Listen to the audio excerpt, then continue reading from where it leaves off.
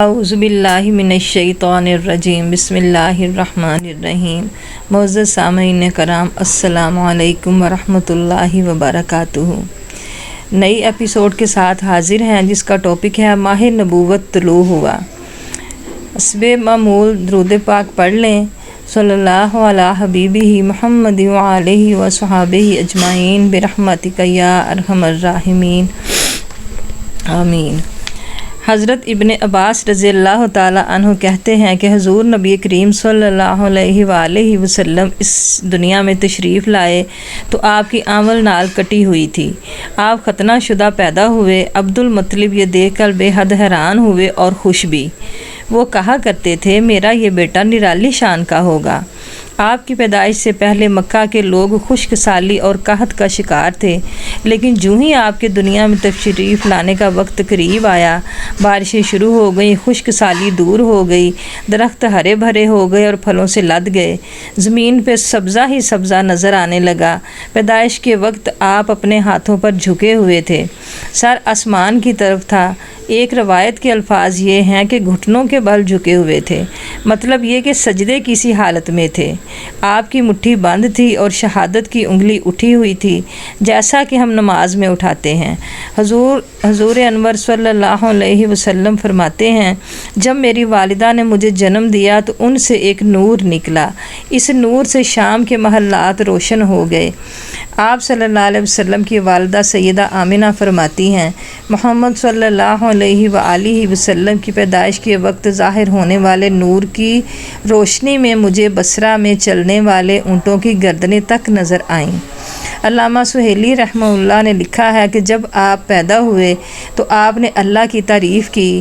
ایک روایت میں یہ الفاظ آئے ہیں اللہ اکبر کبیرا والحمد للہ کثیرا وسبحان اللہ بکرۃ واصیلا۔ اللہ تعالیٰ سب سے بڑا ہے، اللہ تعالیٰ کی بے حد تعریف ہے اور میں صبح و شام اللہ کی پاکی بیان کرتا ہوں۔ آپ کی ولادت کس دن ہوئی؟ اس بات پر سب کا اتفاق ہے کہ وہ پیر کا دن تھا۔ آپ صبح فجر طلوع ہونے کے وقت دنیا میں تشریف لائے۔ تاریخ پیدائش کے سلسلے میں بہت سے قول ہیں۔ ایک روایت کے مطابق 12 ربیع الاول کو پیدا ہوئے، ایک روایت 8 ربیع الاول کی ہے، ایک روایت یہ ہے کہ 2 ربیع الاول کو پیدا ہوئے۔ اس سلسلے میں اور بھی بہت سی روایات ہیں۔ زیادہ تر مورخین کا خیال ہے کہ آپ 8 ربیع الاول کو پیدا ہوئے۔ تقویم کے طریقے سے جب تاریخ نکالی گئی تو 9 ربیع الاول نکلی۔ مطلب یہ کہ اس بارے میں بالکل صحیح بات کسی کو معلوم نہیں۔ اس پر سب کا اتفاق ہے کہ مہینہ ربیع الاول کا تھا اور دن پیر کا۔ یہ بھی کہا جاتا ہے کہ آپ کو پیر کے دن ہی نبوت ملی، پیر کے روز ہی آپ نے مدینہ منورہ کی طرف ہجرت فرمائی اور پیر کے روز ہی آپ کی وفات ہوئی۔ آپ عام الفیل میں پیدا ہوئے، یعنی ہاتھیوں والے سال میں۔ اس سال کو ہاتھیوں والا سال اس لیے کہا جاتا ہے کہ ابرہہ نے ہاتھیوں کے ساتھ مکہ مکرمہ پر چڑھائی کی تھی۔ آپ کی پیدائش اس واقعے کے کچھ ہی دن بعد ہوئی تھی۔ واقعہ کچھ اس طرح ہے کہ ابرہہ یمن کا عیسائی حاکم تھا۔ حج کے دنوں میں اس نے دیکھا کہ لوگ بیت اللہ کا حج کرنے جاتے ہیں۔ اس نے اپنے لوگوں سے پوچھا یہ لوگ کہاں جاتے ہیں؟ اسے جواب ملا بیت اللہ کا حج کرنے کے لیے مکہ جاتے ہیں۔ اس نے پوچھا بیت اللہ کس چیز کا بنا ہوا ہے؟ اسے بتایا گیا پتھروں کا بنا ہوا ہے۔ اس نے پوچھا اس کا لباس کیسا ہے؟ بتایا گیا ہمارے ہاں سے جو دھاری دار کپڑا جاتا ہے اس سے اس کی پوشاک بنتی ہے۔ اور ابرہہ عیسائی تھا۔ ساری بات سن کر اس نے کہا مسیح کی قسم میں تم لوگوں کے لیے اس سے اچھا گھر تعمیر کروں گا۔ اس طرح اس نے سرخ، سفید، زرد اور سیاہ پتھروں سے ایک گھر بنوایا، سونے اور چاندی سے اس کو سجایا، اس میں کئی دروازے رکھوائے، ان میں سونے کے پترے جڑوائے، ان کے درمیان میں جواہر لگوائے۔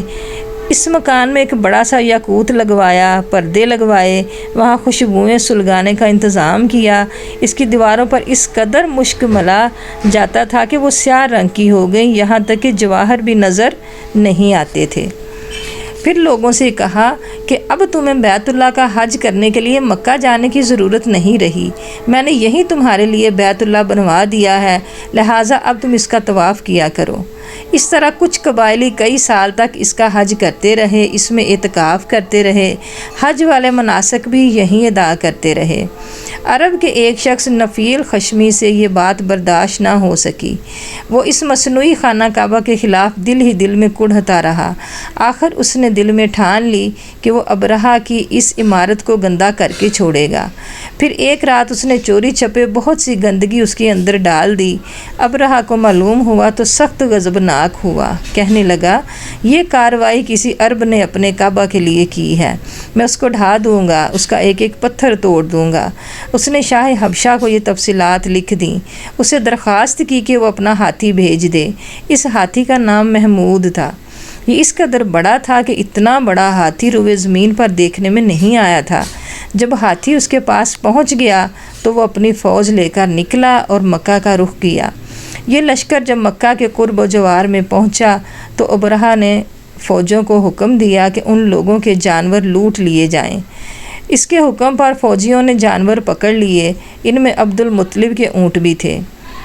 نفیل بھی ابرہہ کے ساتھ اس لشکر میں موجود تھا اور یہ عبد المطلب کا دوست تھا۔ عبد المطلب اس سے ملے، اونٹوں کے سلسلے میں بات کی۔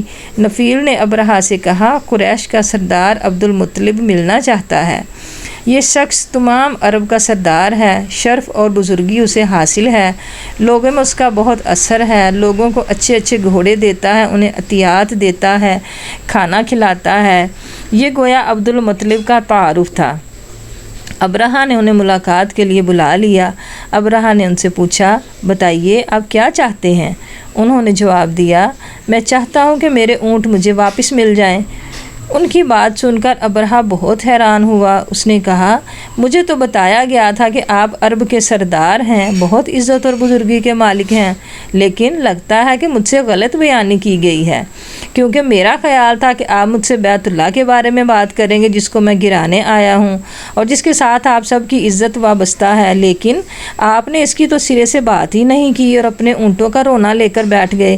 یہ کیا بات ہوئی؟ اس کی بات سن کر عبد المطلب بولے آپ مجھے میرے اونٹ واپس دے دیں، بیت اللہ کے ساتھ جو چاہیں کریں، اس لیے کہ اس گھر کا ایک پروردگار ہے، وہ خود ہی اس کی حفاظت کرے گا، مجھے اس کے لیے فکر مند ہونے کی ضرورت نہیں۔ ان کی بات سن کر ابرہہ نے حکم دیا ان کے اونٹ واپس دے دیے جائیں۔